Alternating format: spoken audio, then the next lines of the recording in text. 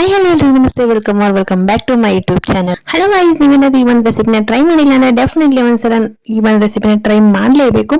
Taste ಒಂದು ಸಖತ್ತಾಗಿ ಬಂದಿರುತ್ತೆ. ಹಾಗೆ ನಮ್ಮ ಕಡೆ ಎಲ್ಲ ಇದೆಲ್ಲ ಹಬ್ಬ ಹರಿದಿನ ಅಮಾವಾಸ್ಯೆ ಹುಣ್ಣಿಮೆಗೆ ಅಂತೂ ಮಾಡೇ ಮಾಡ್ತಾರೆ. ಸಖತ್ತಾಗಿ ಬರುತ್ತೆ ಗೈಸ್. ಟೇಸ್ಟ್ ಅಂತೂ ಮಾಡೋದನ್ನ ಅಷ್ಟೇ ತುಂಬಾ ಈಸಿಯಾಗಿ ಮಾಡ್ಕೊಳ್ಬಹುದು. ಹಾಗೆ ಹೇಗೆ ಮಾಡೋದು ನೋಡೋಣ. ನಾನು ಇವಾಗ ಗೋಧಿ ಹಿಟ್ಟನ್ನ ತಗೊಂಡಿದ್ದೀನಿ.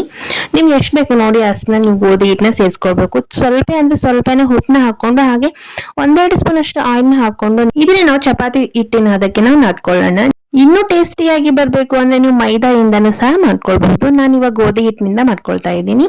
ಮೈದಾ ಯಾವ ತರ ಇದೇ ತರ ಗೋಧಿ ಹಿಟ್ಟಿನ ಅದಕ್ಕೆ ನಾವು ಅದನ್ನು ಸಹ ನಾದ್ಕೊಳ್ಬೇಕು. ನೋಡಿ, ನೀರನ್ನ ನೋಡ್ಕೊಂಡು ಹಾಕೊಳ್ತಾನೆ ನಾವು ಇದನ್ನ ನಾದ್ಕೊಳ್ಬೇಕು. ಸಖತ್ತಾಗಿ ಬರುತ್ತೆ ಟೇಸ್ಟ್. ಹಾಗೆ ನಮ್ ಕಡೆ ಇದನ್ನ ಕುಚ್ಚುಗಡುಬು ಅಂತ ಕರಿತೀವಿ. ಹಾಗೆ ನೀವು ಯಾವ ತರ ಮಾಡ್ತೀರಾ, ಹಾಗೆ ಇದನ್ನ ಏನಂತ ಕರಿತೀರಾ ಅಂತ ಕಮೆಂಟ್ ಬಾಕ್ಸ್ ಅಲ್ಲಿ ಕಮೆಂಟ್ ಮಾಡಿ.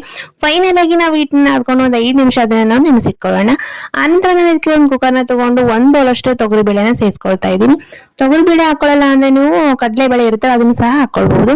ಇದಕ್ಕೆ ಹಾಕೊಂಡು 1-2 ಸ್ಪೂನ್ ಅಷ್ಟು ಎಣ್ಣೆನ ಹಾಕೊಂಡು 1-2-3 ವಿಸಿಲ್ ಬಂದ್ರೆ ಸಾಕು. ಪೂರ್ತಿಯಾಗಿ ಅದನ್ನ ಕುದಿಸ್ಕೊಂಡು ಇಟ್ಕೊಳ್ಳೋಣ.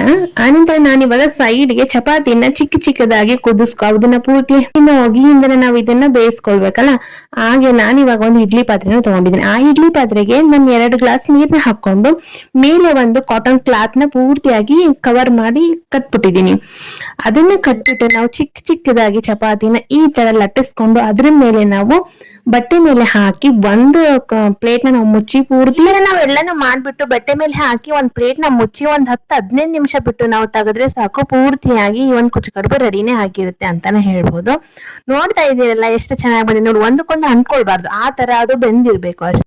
ನಿಮ್ಗೆ ಗೊತ್ತಾಗುತ್ತೆ ನೋಡಿದ್ರೆ ಮುಟ್ಟಿದ್ರೆ ಸಾಕು ಬೆಂದ್ಬಿಟ್ಟಿದೆ ಅಂತ. ಅವಾಗ ನಾವು ಇದು ಫೈನಲ್ ಆಗಿ ಕಡುಬು ರೆಡಿ ಆಗಿರುತ್ತೆ. ನೋಡ್ತಾ ಇದ್ದೀರಲ್ಲ ಎಷ್ಟು ಚೆನ್ನಾಗಿ ಬಂದಿದೆ. ಹಾಗೆ ತಿನ್ನೋಕು ಸಹ ಅಷ್ಟೇನೆ ತುಂಬಾನೇ ರುಚಿಯಾಗಿರುತ್ತೆ. ಹಾಗೆ ನಾನು ಅವಾಗಲೇ ನಾನು ಕುಕ್ಕರ್ ಅಲ್ಲಿ ಬೇಳೆಯನ್ನು ಕುದಿಸ್ಕೊಂಡಿದ್ನಲ್ಲ ಅದು ಸಹ 2 ವಿಸಿಲ್ ಬಂದಾಯ್ತು. ಪೂರ್ತಿಯಾಗಿ ಈ ತರ ಕುದ್ದಿರ್ಬೇಕು ಬೇಳೆ. ಅದಕ್ಕೆ ನಾನು ಇವಾಗ 1 ಬೌಲ್ ಅಷ್ಟು ಬೆಲ್ಲನ ಸೇರಿಸ್ಕೊಳ್ತಾ ಇದ್ದೀನಿ. ಹಾಗೆ 1-2-3 ನಾನು ಏಲಕ್ಕಿನ ಅದರಲ್ಲೇ ಜಜ್ಜಿ ಹಾಕೊಳ್ತಾ ಇದ್ದೀನಿ. ಹಾಗೆ ಇದನ್ನೆಲ್ಲ ಹಾಕಿ ಒಂದ್ ಕುದಿ ಬಂದ್ರೆ ಸಾಕು, ಬೆಲ್ಲದ ಬೇಳೆ ರೆಡಿ. ಹಾಗೆ ಸೈಡ್ಗೂ ಸಹ ನಾವು ಕುಚ್ಚುಕಡುಬು ಸಹ ರೆಡಿ ಮಾಡ್ಕೊಂಡಿದ್ವಲ್ಲ. ಫೈನಲ್ ಆಗಿ ಬ್ಯಾಟಿಂಗ್ ಮಾಡೋ ಸಮಯ. ಅದಕ್ಕೆ 1 ಸ್ಪೂನ್ ತುಪ್ಪ ಹಾಕೊಂಡು ತಿಂದ್ರೆ ವಾವ್ ಸೂಪರ್ ಆಗಿರುತ್ತೆ. ಇದೇ ತರ ಇನ್ನಷ್ಟು ರೆಸಿಪಿಗಾಗಿ ನನ್ನ ಚಾನಲ್ ಸಬ್ಸ್ಕ್ರೈಬ್ ಮಾಡ್ಕೊಳ್ಳಿ, ಲೈಕ್ ಮಾಡಿ, ಶೇರ್ ಮಾಡಿ. Thank you for watching. Bye.